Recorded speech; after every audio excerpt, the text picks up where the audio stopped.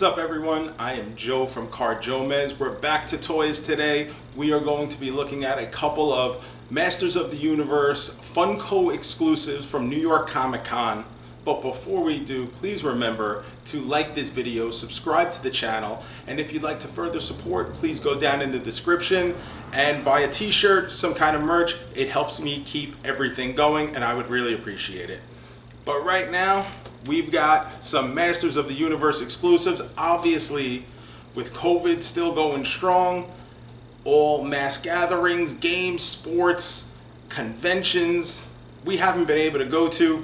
So Funko has been doing virtual cons to release their exclusive products. These are from New York Comic Con, or what would have been New York Comic Con. Two Pops, King Hiss, and Ninjor. And I also got a Funko Soda She-Ra. And if you followed me for a while, you know I'm a big She-Ra guy. I was a She-Ra fan as a kid when it first came out. I thought that was a really cool concept. Like, He-Man has this sister that we never knew about. I loved it. Watched She-Ra. I really enjoyed the recent Netflix series.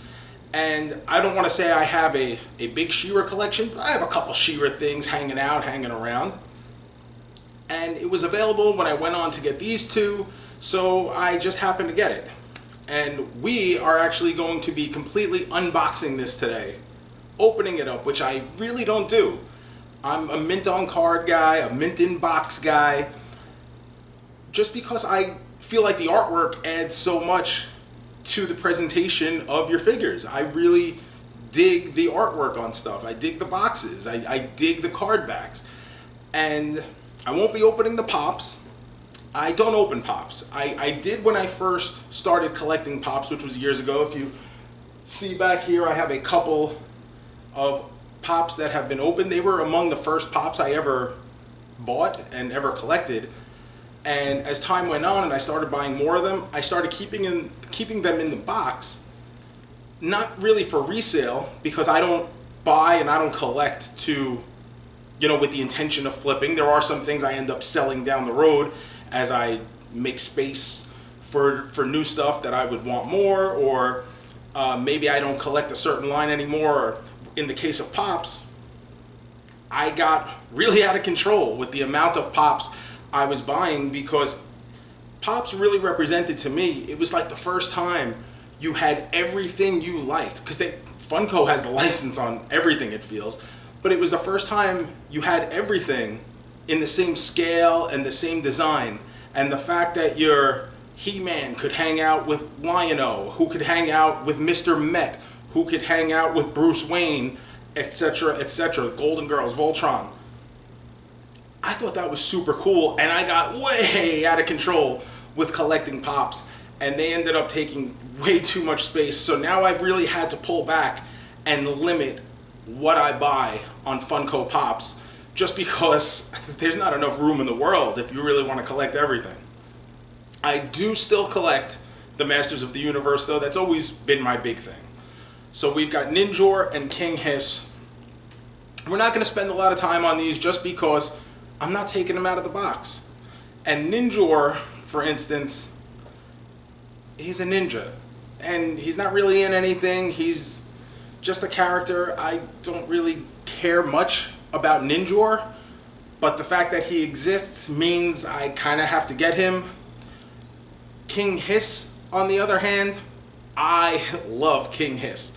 King Hiss was one of my favorite figures as a kid, despite not being in the Filmation cartoon series, simply because when you peel away his armor, he has the snakes underneath, and I thought that was such a cool concept at the time. And if you watch the 200X Masters of the Universe series made by Mike Young Productions, which aired on Cartoon Network, which, by the way, you can find every episode available on YouTube, and I've even done episode reviews up on carjomez.com. It's 39 episodes. I've done one for each episode, so if you want to check that out, they're there for you. But King Hiss and the Snake Men are so cool in the 200X Master series. And I really dig the King Hiss. And he's got his red shield, his snake staff. And it's a cool looking Funko. A very cool looking Funko. It'll make a nice addition to the collection. I'm really happy about that. And not really a lot to talk about just because we're not opening them up. But this, on the other hand, is different. So the Funko sodas, I have not collected at all because I feel like I buy so much that, and believe me, in the grand scheme of things, do I really buy all that much? Not compared, I'm not even on the same level as so many other people. But for the space I have available, you can't display everything. So I kind of got to pick and choose my spots. And with Funko sodas, I really didn't want to get into buying another line, another design of something else.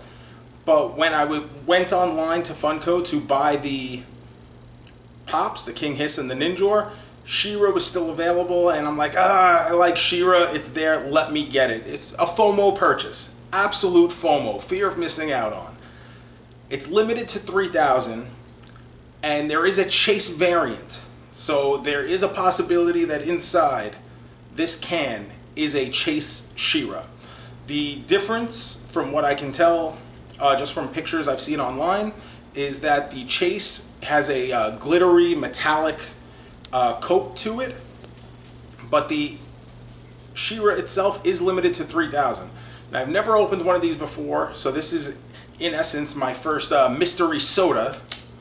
I'm gonna peel it back right now. Comes in a specially designed She-Ra soda can. Now, how do you open this? I guess it, oh, okay, that was easy. Top pops right off, which is cool for resealing purposes. Inside we have a black plastic bag. What's on the bottom? She-Ra 1 of 2,500. I guess that means I didn't get the chase. You got a Pog, a She-Ra Pog. And on the back, 1 of 2,500. So I guess there's 500 chase She-Ras. But let's open it up and confirm for ourselves.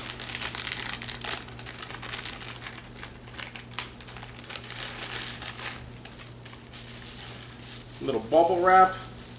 It is indeed the regular She-Ra. Do these arms articulate? No, they do not. I don't think they do. No, I don't want to break it either. Cool, classic She-Ra design. I like it. It's different. It's not it's not going to make me start collecting all the sodas, the Funko soda line, but as a She-Ra fan, it's a cool little figure. It doesn't take up a lot of space. I can put it somewhere and not feel like I have to continue to buy the rest of the line. It's just a nice little She-Ra that I can have on my own. It is the classic 80s outfit design. Funko hasn't done anything with the Netflix show. I don't know if that's a licensing issue. I'm sure it is, because everything is. Although, you know, because I do believe there would be a market for that. But as someone who grew up, I think I was like 4 or 5 when She-Ra first came out, it's pretty cool, pretty sweet. You know, I still enjoy, I mean, the look of it is good. It's got, you know, she's got her sword with the jewel in the middle. Even the paint on it, I think, is good. They didn't like try to overshine the gold pieces on her. Just a nice little She-Ra with a new design on the face, and I think that's pretty rad. Unfortunately, we didn't get the chase. Sometimes with the chase figures, you want the original. I think the original sometimes is better than the chase. With this, I guess I'll have to see the chase in person to see if it's something I really would have preferred getting, because it has that metallic, glittery shine to it. But right now, I'm happy with this. I believe it was 12 bucks. It's at a 2,500, so that's pretty cool. Not a big run, but I'm glad I got my hands on this, and you will probably see it in future videos on one of the shelves back here. So there we go. A Funko Soda unboxing of the New York Comic Con exclusive She-Ra. This one is 1 in 2,500, and it'll make a nice little addition to my collection. Once again, please make sure you do like this video, subscribe to the channel, and keep an eye out for all future videos in the future. Thanks for watching. Until next time.